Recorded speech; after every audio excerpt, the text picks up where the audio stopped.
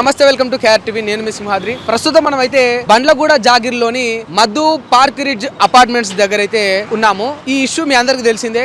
ఏదైతే ఇప్పుడు మహాత్మా గాంధీ స్టాచ్యూ స్థాపించడం కోసం ఇక్కడ ఈ మధు పార్క్ రిడ్జ్ అపార్ట్మెంట్స్ లోని ఏ అండ్ బి బ్లాక్ ని ఇక తీసేయడానికి గవర్నమెంట్ డిసిజన్ తీసుకుంది. ఆల్రెడీ తీసేసుకుంది. నోటీసులు కూడా ఇచ్చింది. ఆ నోటీసులు కూడా డైరెక్ట్ ఇంటికి పంపలేదట.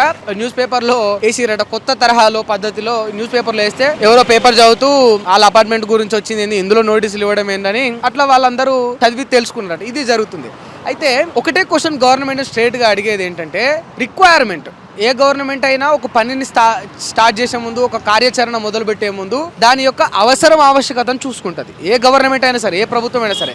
దీనివల్ల ఉపయోగం ఎంత, నష్టం ఎంత, దీనివల్ల లాభాలు ఎన్ని, నష్టాలు ఎన్ని అనేది క్యాలిక్యులేషన్ చేసుకొని చేస్తుంది. ఇప్పుడు మహాత్మా గాంధీ స్టాచ్యూ మనకు అవసరం లేదా అంటే ఎస్, అవసరం ఉన్నది. నేను లేదు అని అనను.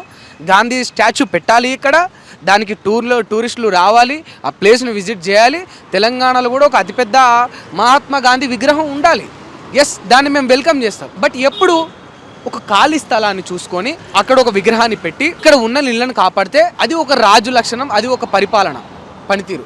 ఎందుకు నేను ఈ మాట అంటున్నా అంటే, ఇప్పుడు ఈ అపార్ట్మెంట్ లోపలికి వెళ్ళి ఇప్పుడు వాళ్ళు అక్కడున్న ప్రజలతో డిస్కషన్ చేసి ఒక అమ్మతో మాట్లాడి నేను ఇక్కడికి వచ్చిన తర్వాత ఈ వీడియో చేస్తున్నా. అమ్మ ఏమన్నదంటే, తిరుపతి వెంకన్న స్వామి ఎక్కడనో మనకు ఒక 600 కిలోమీటర్ల దూరంలో ఉన్నాడు బిడ్డ.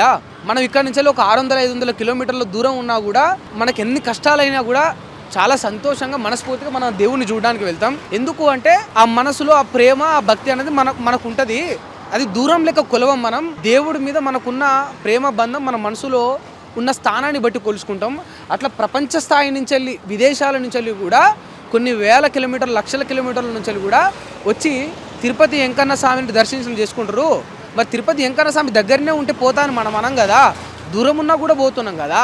అట్లనే మహాత్మా గాంధీ విగ్రహం కూడా ఎక్కడో ఖాళీ జాగల, అపార్ట్మెంట్లు, ఇల్లులు లేని జాగల, గవర్నమెంట్ స్థలాలల్లో బంగారు విగ్రహాన్నైనా స్థాపించమను.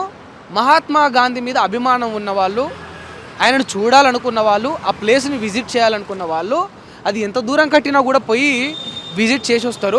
ఆ డెవలప్మెంట్ ఎక్కడ చేసినా కూడా డెవలప్మెంట్ లాగానే ఉంటుంది. ఇక్కడ ఒకటి పొట్టగొట్టి ఇక్కడ డెవలప్మెంట్ చేస్తా అంటే ఇదేం డెవలప్మెంట్ అని అమ్మ నన్ను అడిగితే ఒక 10 సెకండ్ల వరకు నా మైండ్ పనిచేయదు. ఎస్, అంటే ఒక 85 ఏళ్ళ వయసు పైబడ్డ వ్యక్తికి కనీసం అమ్మ ఏం చదువుకోలేదట, స్కూల్కి కూడా పోలేదట.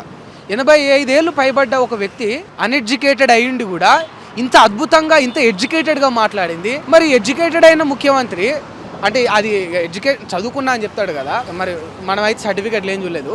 మరి ఎడ్యుకేటెడ్ అని చెప్పుకునే ముఖ్యమంత్రి గారు ఈ అన్ఎడ్యుకేటెడ్ పనులు చేస్తే ఏ ఉపయోగం రాష్ట్రానికి? నిజంగా ఖాళీ స్థలాల్లో కట్టచ్చు కదా, ఖాళీ స్థలాల్లో స్థాపించవచ్చు కదా.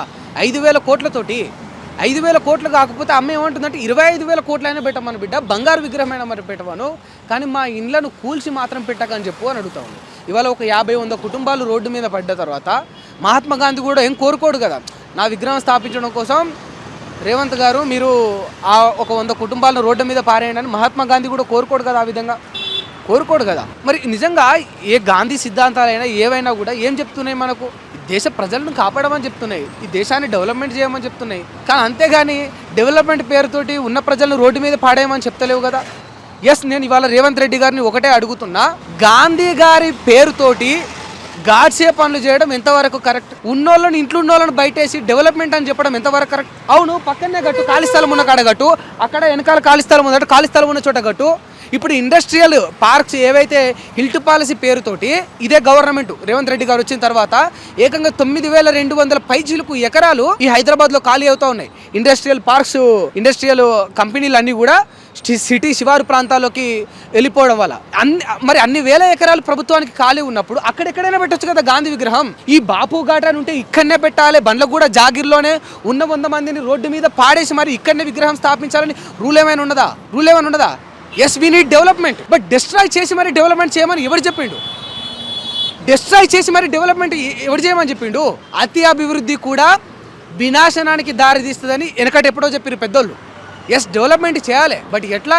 బాహుబలిలాగా చేయాలి డెవలప్మెంట్. తన వాళ్ళను కాపాడుకుంటూ రాజ్యాన్ని సంరక్షించుకోవాలి. బట్ బల్లాల దేవుళ్లాగా డెవలప్మెంట్ చేయొద్దు రేవంత్ రెడ్డి గారు. అయినోని కానోని అందరినీ చంపుకుంటా పోయి అట్లా చేస్తే దాన్ని డెవలప్మెంట్ అనరు. ఇంట్లో రోడ్డు మీద పాడేసి మహాత్మా గాంధీ విగ్రహం పెడతామంటే ఇదేం డెవలప్మెంట్? ఇంతకంటే దారుణమైన పాలన ఇంకేమైనా ఉంటుందా చెప్పుండ్రి మీరు. ఇవాళ రేవంత్ రెడ్డి గారి సూటికి ఒకటే మాట చెప్తున్నా, మీ జూబ్లీ హిల్స్ బంగ్లాను మేము కూల్చి మొత్తం యావత్ 4 కోట్ల మంది తెలంగాణ బిడ్డలందరూ కూడా తలా 10 రూపాయలు వేసుకున్నా కూడా అవే 40 కోట్లు అయితే మొత్తం తెలంగాణ బిడ్డలం అందరం కలిసి 4 కోట్ల మంది మేము డబ్బులు వేసుకొని మేము 40 కోట్లు జమ చేసుకొని జూబ్లీ హిల్స్లోని మీ బంగ్లాను కూల్చి ఆడ మా శ్రీకాంతాచారి విగ్రహం పెడతాం. చలో మాకు కూడా జూబ్లీ హిల్స్ లో శ్రీకాంతాచారి విగ్రహం ఉండాలి, మా పోలీస్ కిష్టన్న విగ్రహం ఉండాలి. ఒప్పుకుంటావా?